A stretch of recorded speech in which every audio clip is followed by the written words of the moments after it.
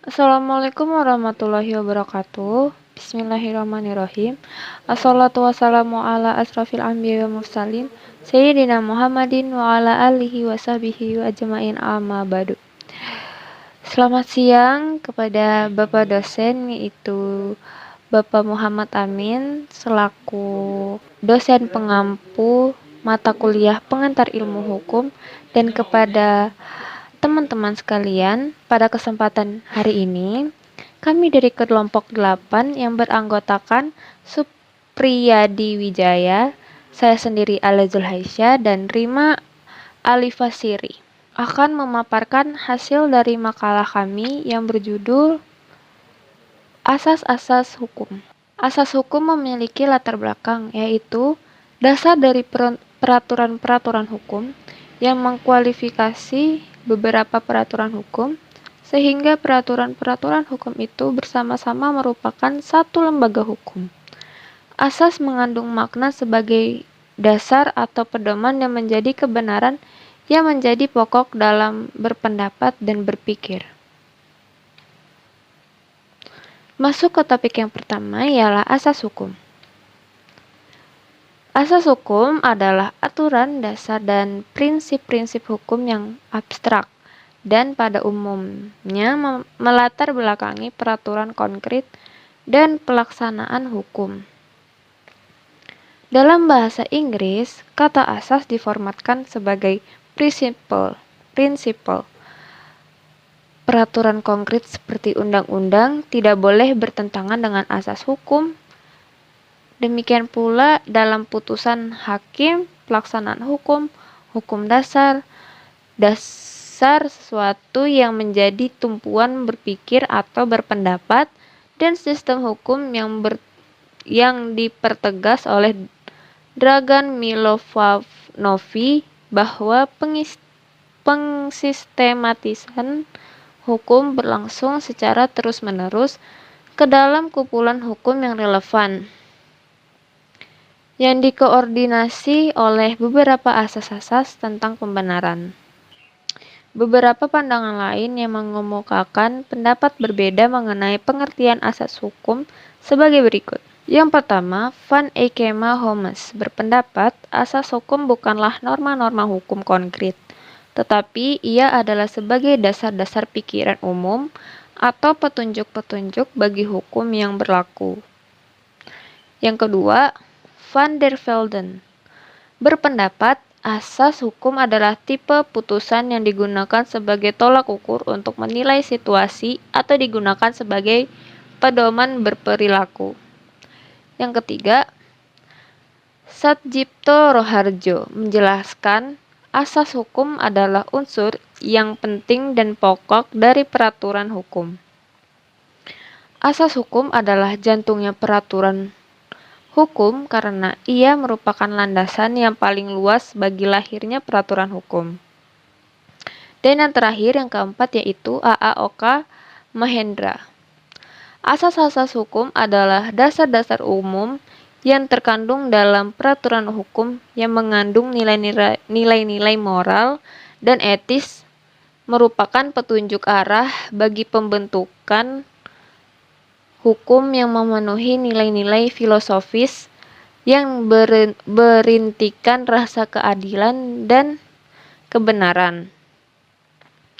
Nilai-nilai sosiologis yang sesuai dengan tata nilai budaya yang berlaku di masyarakat, dan nilai yuridis yang sesuai dengan ketentuan perundang-undangan yang berlaku. Presentasi yang selanjutnya akan disambung oleh rekan saya yang bernama Rima Alifasiri. Baik, di sini saya akan melanjutkan pemaparan materi dari rekan saya.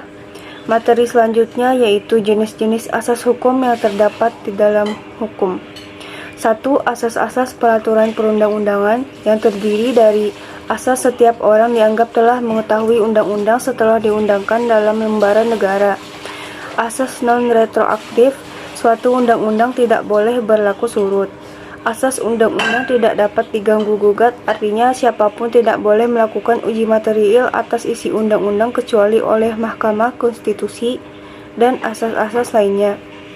2. Asas-asas yang dianut di dalam Undang-Undang Dasar 1945 yang terdiri dari asas kekeluargaan terdapat dalam pasal 33 ayat 1 Undang-Undang Dasar 1945. Asas kedaulatan rakyat, kedaulatan di tangan rakyat dan dilaksanakan sepenuhnya oleh Majelis Permusyawaratan Rakyat. Asas pembagian kekuasaan, kekuasaan dibagi atas kekuasaan legislatif atau DPR, kekuasaan eksekutif atau pemerintah, dan kekuasaan yudikatif atau kehakiman. Asas negara hukum dengan prinsip rule of law dengan ciri-cirinya adalah pengakuan dan perlindungan hak asasi manusia, peradilan yang bebas dan legalitas dalam segala bentuknya. Asas kewarganegaraan. 1. Ius sanguinis, menetapkan kewarganegaraan seseorang berdasarkan atas keturunan atau pertalian darah. 2. Ius soli, menetapkan kewarganegaraan seseorang berdasarkan tempat atau negara kelahirannya. 3. Asas-asas dalam hukum pidana dan hukum acara pidana, yang terdiri dari asas kulpabilitas, yaitu nulla poena sine culpa, yang berarti tiada pidana tanpa kesalahan. Asas oportunitas, ialah penuntut umum berwenang untuk tidak melakukan penuntutan dengan pertimbangan demi kepentingan umum. Asas indubio pro reo, yang berarti dalam hal terjadi keraguan-raguan, maka yang diberlakukan adalah peraturan yang paling menguntungkan terdakwa. Asas peradilan cepat, sederhana dan biaya ringan serta jujur dan tidak memihak. Asas ini mengandung pengertian bahwa proses pemeriksaan tidak boleh berbelit-belit dan tersangka berhak untuk mendapatkan pemeriksaan yang cepat agar segera diperoleh kepastian hukum. Asas harus hadirnya terdakwa, berarti pengadilan dalam memeriksa perkara pidana harus dengan hadirnya terdakwa, dan seterusnya. 4. Asas-asas dalam hukum perdata dan hukum acara perdata, yang terdiri dari asas totalitet, bermakna seseorang yang mempunyai hak atas suatu barang, maka ia mempunyai hak atas keseluruhan barang itu atau bagian-bagian yang tidak tersendiri. Asas onsplitsbarheid, berarti asas tidak dapat dipisahkan. Asas ini menentukan bahwa pemisahan dari Zakelichrechten tidak diperkenankan, tetapi pemilik dapat membebani hak miliknya dengan iura in realiana, yang bermakna seperti melepaskan sebagian dari wewenangnya. Asas parmegging, artinya adalah pencampuran, yaitu seseorang tidak akan untuk kepentingannya sendiri memperoleh hak gadai atau hak memungut hasil atas barang miliknya sendiri, dan seterusnya. 5. Asas-asas dalam hukum tata negara, yang terdiri dari asas apatrid, berarti seseorang yang sama sekali tidak memiliki kewarganegaraan. Asas desentralisasi adalah asas di mana urusan pemerintahan yang telah diserahkan oleh pemerintah pusat kepada daerah sepenuhnya menjadi tanggung jawab dan wewenang pemerintah daerah yang bersangkutan.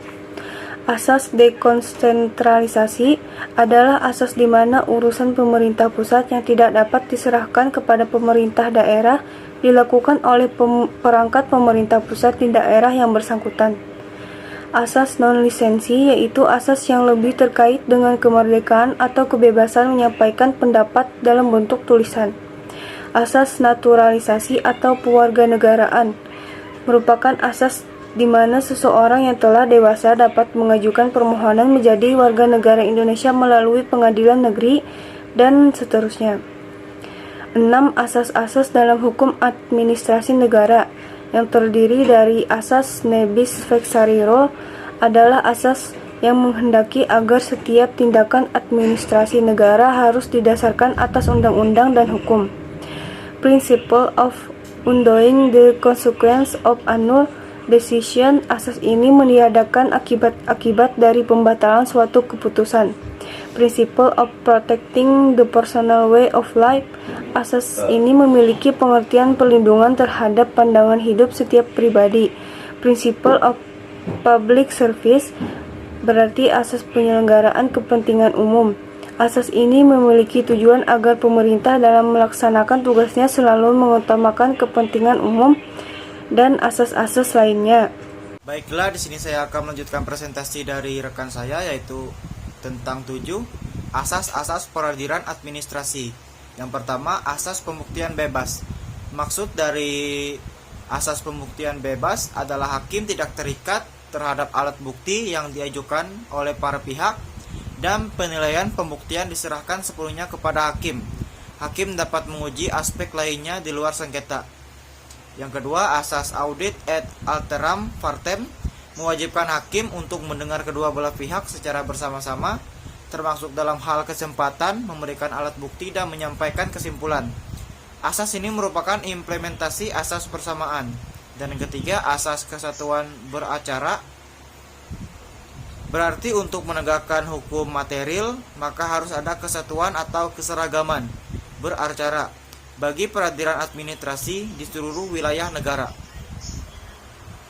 Baik, untuk yang ke-8, asas-asas dalam hukum internasional dan hukum perdata internasional. Yang pertama, asas independen atau asas kemerdekaan, berarti suatu negara berdiri sendiri, merdeka dari negara lain. Yang kedua, asas eksterritorial, berarti seorang diplomat atau duta besar yang ditugaskan di suatu negara harus dianggap berada di luar wilayah negara di mana dia ditempatkan tersebut. Yang ketiga, asas sovereignty, berarti kedaulatan suatu negara mempunyai kekuasaan yang tertinggi. Yang keempat, asas reciprocity, mengandung pengertian apabila suatu negara menerima duta dari negara sahabat, maka negara itu juga harus mengirimkan dutanya. Yang terakhir, yang kelima, asas statuta mixta, yakni dalam menghukum suatu perbuatan digunakan hukum negara di mana perbuatan itu dilakukan. Baik, untuk yang ke-9, asas-asas hukum pajak. Yang pertama, asas kepastian hukum merupakan asas yang menentukan bahwa pada hakikatnya ketentuan perpajakan tidak menimbulkan pengertian ganda agar tidak menimbulkan kesempatan untuk melakukan penyimpangan. Yang kedua, asas sederhana, maksudnya adalah peraturan perpajakan haruslah sederhana sehingga tidak terjadi berbagai penafsiran. Yang ketiga, asas adil, artinya adalah pajak ditekankan pada keadilan dengan membebankan pajak sesuai dengan daya pikul masyarakat. Yang keempat, asas ekonomis dan efisien, yaitu pajak dipungut untuk membangun sarana-sarana bagi kepentingan masyarakat kurang mampu dan dengan biaya pungutan yang serendah-rendahnya. Yang kelima, asas non-distorsi, yakni pajak tidak boleh menimbulkan distorsi ekonomi, inflasi, efek psikologikal, dan kerusakan. Baik, untuk materi yang terakhir yaitu 10 asas-asas hukum agraria. Yang pertama, asas dikuasai oleh negara yang menyatakan bahwa bumi, air, dan ruang angkasa termasuk kekayaan alam yang terkandung di dalamnya dikuasai oleh negara. Artinya dikuasai dalam asas ini berbeda dengan dimiliki. Asas ini terdapat di pasal 33 ayat 3 JO, pasal 2 Undang-Undang Pokok Agraria. Yang kedua, asas hak milik berfungsi sosial. Maksudnya adalah penggunaan tanah hak milik tetap harus disesuaikan dengan keadaannya dan sifat daripada haknya sehingga mendatangkan manfaat bagi kesejahteraan dan kebahagiaan terhadap pemilik maupun masyarakat luar. Yang ketiga, asas nasionalisme mengandung makna bahwa tanah yang dikuasai oleh negara hanya disediakan untuk warga negara. Hal ini sesuai dengan ketentuan pasal 21 ayat 1 Undang-Undang Pokok Agraria yang menentukan bahwa hanya warga negara Indonesia yang boleh mempunyai hak milik. Baik, mungkin itu saja penjelasan materi dari kelompok kami. Semoga bermanfaat untuk kita semua. Dan jika ada salah kata maupun pengucapan dalam menyampaikan materi, kami mohon maaf yang sebesar-besarnya. Sekian dari kelompok kami. Wabillahi taufik wal hidayah. Wassalamualaikum warahmatullahi wabarakatuh.